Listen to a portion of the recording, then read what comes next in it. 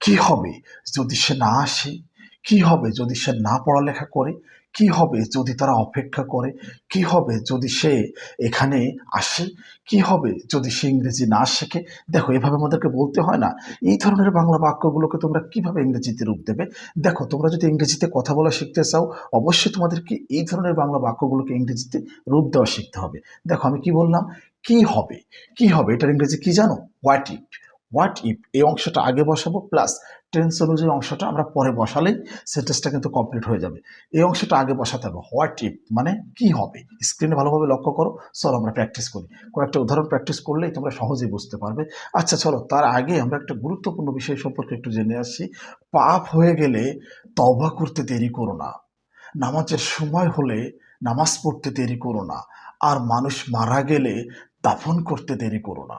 Students, চলো আমরা মূল আলোচনায় আসি। ওই যে বললাম না, কি হবে যদি তারা অপেক্ষা করে, কি হবে যদি তারা অপেক্ষা করে। What if. What if they wait. What if they wait. কি হবে যদি সে না আসে। কি এভাবে বলি না, কি হবে যদি সে না আসে। What if he doesn't come. What if he doesn't come. অর্থাৎ তোমাদেরকে এখানে যেটা মনে রাখতে হচ্ছে, হোয়াট ইফ এর পরে টেন্স অনুযায়ী অংশ আমরা বসাবো। সেটা অ্যাফার্মেটিভও হতে পারে, নেগেটিভও হতে পারে। যেমন আমরা অনেক সময় এভাবে বলি, কি হবে যদি সে আমাকে সাহায্য না করে। কি হবে যদি সে আমাকে সাহায্য না করে। What if he doesn't help me. What if he doesn't help me. এভাবেই তোমরা ইংরেজিটা প্র্যাকটিস করতে থাকো, নিয়মিতভাবে আমার ভিডিওগুলো দেখতে থাকো এবং শিখতে থাকো। ইনশাল্লাহ ইংরেজিটা অনেক ইজি হয়ে যাবে তোমাদের কাছে।